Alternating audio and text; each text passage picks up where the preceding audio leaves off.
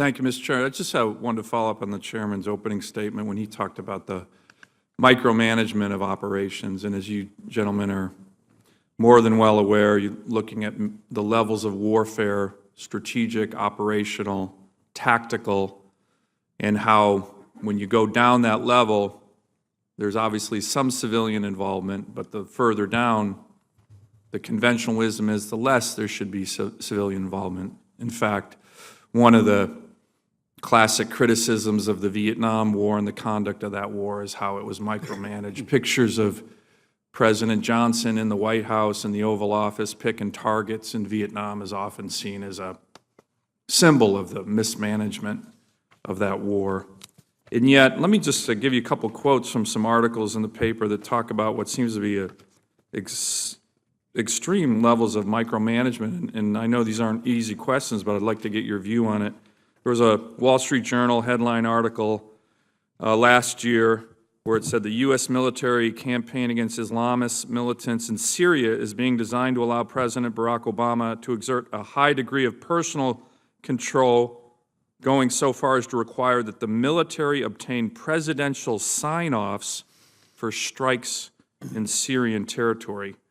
Similarly, former Secretary Gates recently said, when he was talking about the operational micromanagement, said it drove me nuts to have NSC staffers calling senior commanders out in the field second-guessing these commanders.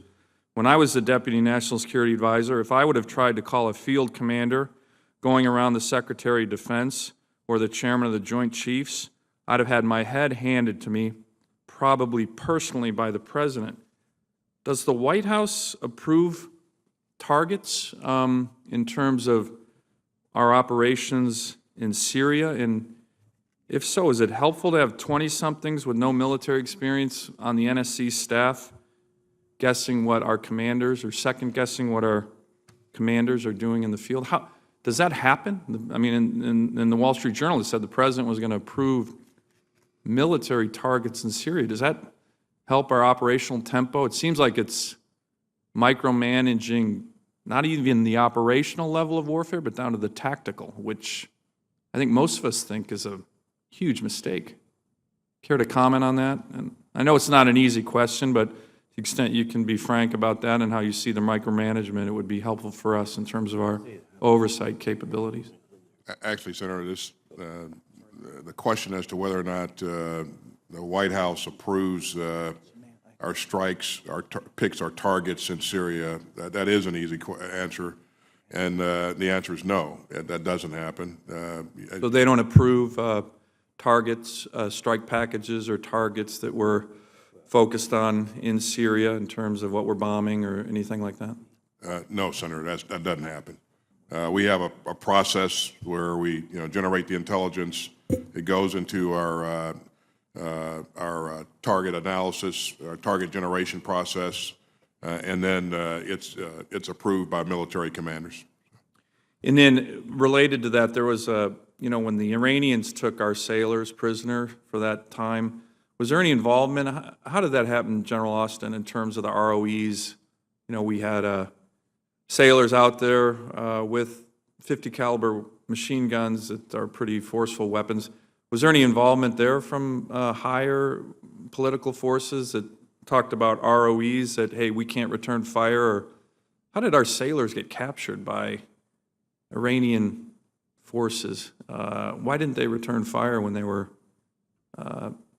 they had the Iranians come upon them?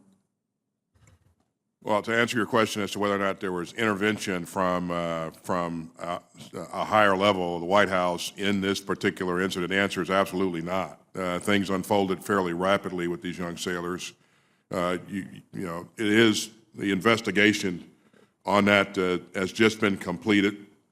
It has been forwarded up to through channels to be reviewed by the CNO. So it'll take a bit more time for it to be finalized, but what that has been reported in that the sailors veered off course, had a mechanical issue that they addressed and stopped to address, and when they did it, they were they were detained by Iranians.